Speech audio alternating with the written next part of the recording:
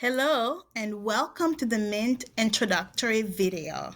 This video gives you a quick overview of the Mint platform. In each of the following sections, we are going to be going into details on all of the different sections of Mint, from the overview, the transaction, the budget, the bills, the goals, the trends, the investment, the settings, and the credit score section.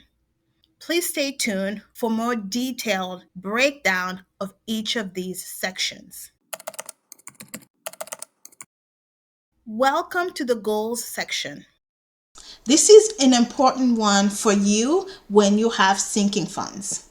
Sinking funds have now grown in popularity, of course, because of the rise of the YouTube finance community, but this is a great way to track those sinking funds. So I've already started one here for a trip to Belize. This is just there for the purpose of this presentation. I created a trip to Belize.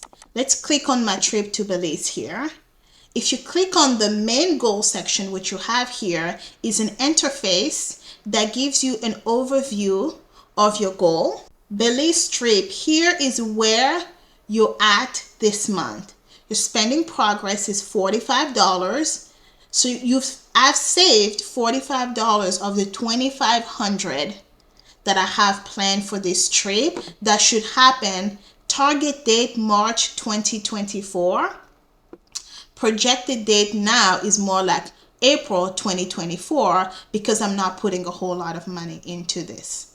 I should technically be saving $358. So far I've saved $45. So it looks like I need to be putting in more money into my sinking fund for the rest of this month. How to save for a trip. Here it's giving you some tips on how to save for a trip.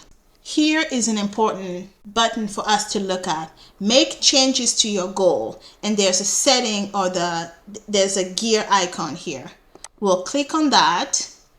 So the date, it gives you some information. This was added on August 2023. You can edit the goal or you can delete the goal. Let's edit this goal.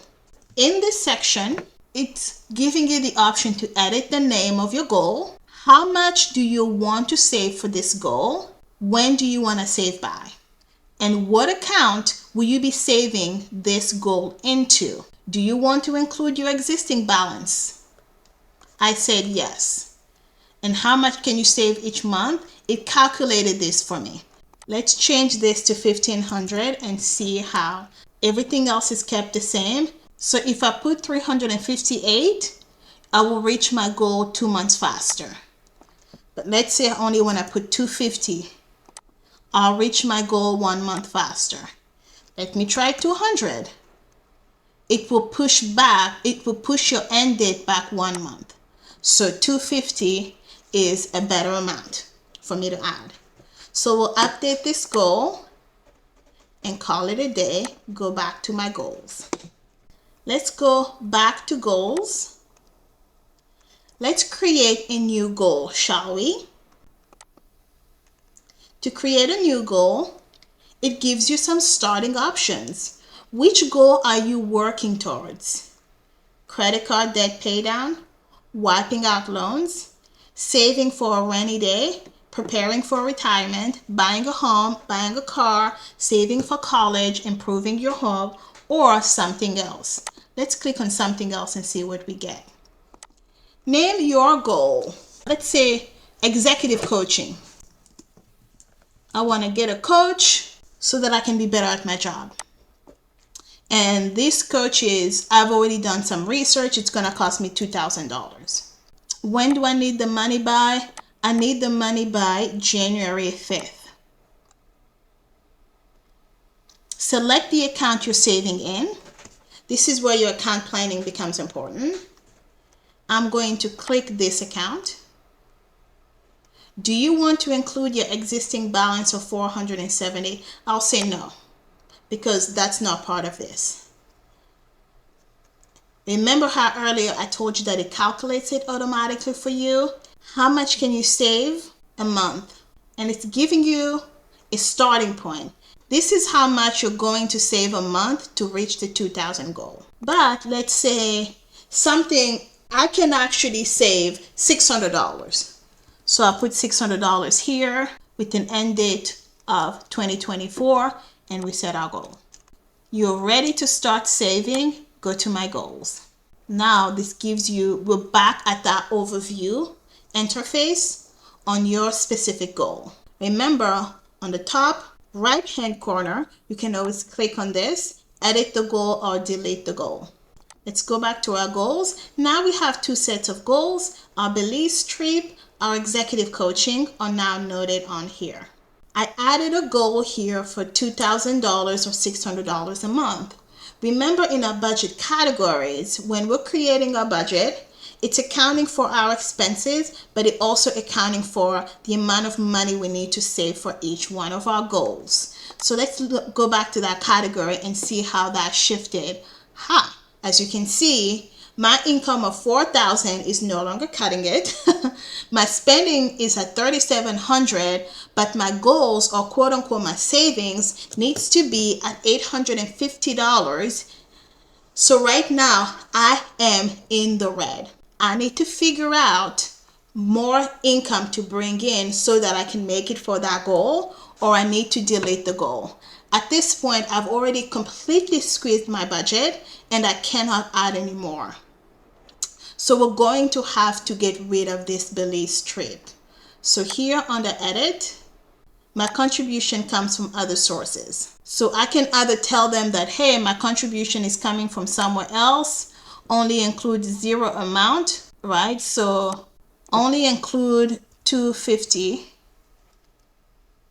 Let's see how.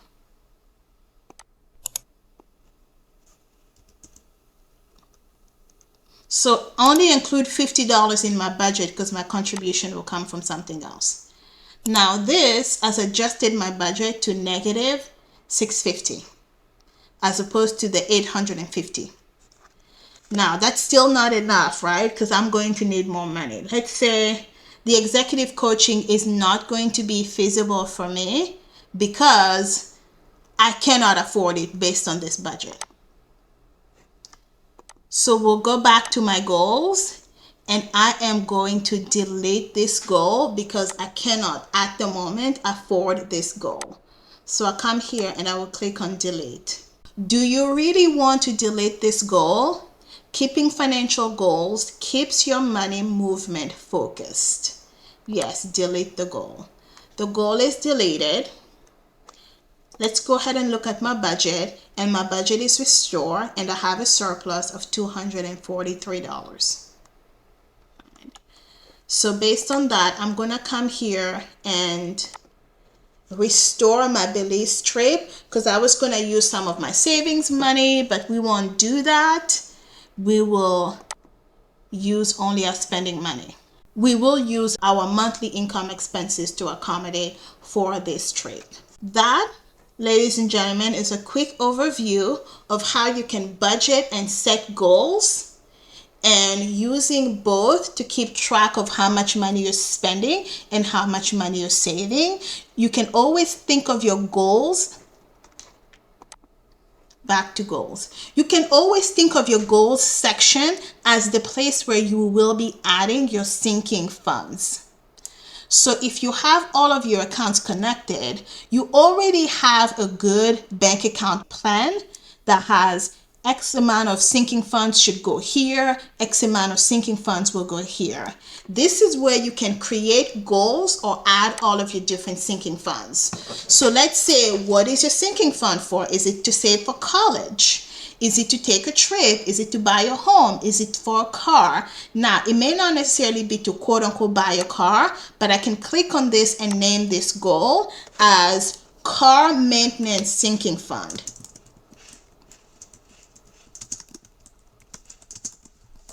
Sinking fund. How much do I want in here? I want to have $2,000 by the end of next year, for example. So by the end of 2024, I want to have $2,000 on this account as my sinking fund. So which account do we want to place this on? You can click on whatever account is available to choose from. Do you want to include your existing balance? I don't want to because I want a specific amount going into this. I want the exact $2,000 to be for sinking funds. How much can you save a month? It's automatically calculated that if you could save $134, you would reach your goal of $2,000. So I'm like, that works for, let's say 125 works better for me, even if it sets me back a couple of months. We'll set that goal. We'll go back to our goal. Here is an overview of our goal. And as I keep paying into this account, it will give me an overview of how much I'm putting in each month and how much this sinking fund is growing. Let's go back to my goals. Now I have my sinking fund here. Let's say I wanted to add another sinking fund. And this one, I wanted it to be a home maintenance sinking fund. So I'm going to add home maintenance sinking fund. I want $5,000 in this account because I know that, hey, I live in Texas. Next summer, I might need to purchase a brand new AC. Hopefully you have home warranty and you can, instead of paying for the full amount yourself, you will only be paying for the partial, for the deductible. When do you need this by? I need this by 2024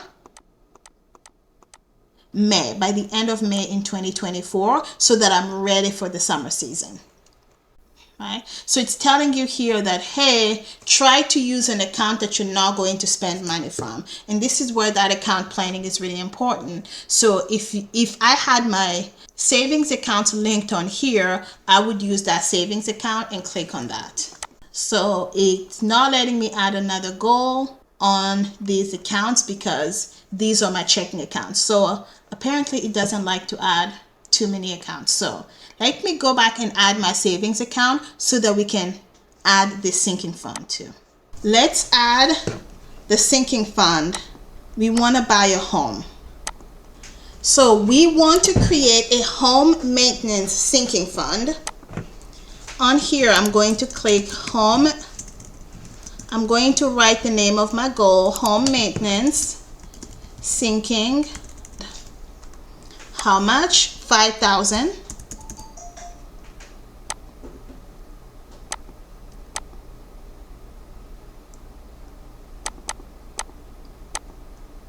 By May 2024. We've just moved on to my personal account as my sinking fund to set this example so that I don't take the time to look to add my savings account here. So we have $5,000 by May 2024. Which account am I saving this in? Let's say that it's going to be my next rental savings account. Do you want to include the existing balance? No, I do not. So this is how much you're going to save a month to reach that goal. So it's the same, right? Like we're following the same pattern. So we're gonna go ahead and save this goal. Now it's added to my goals section.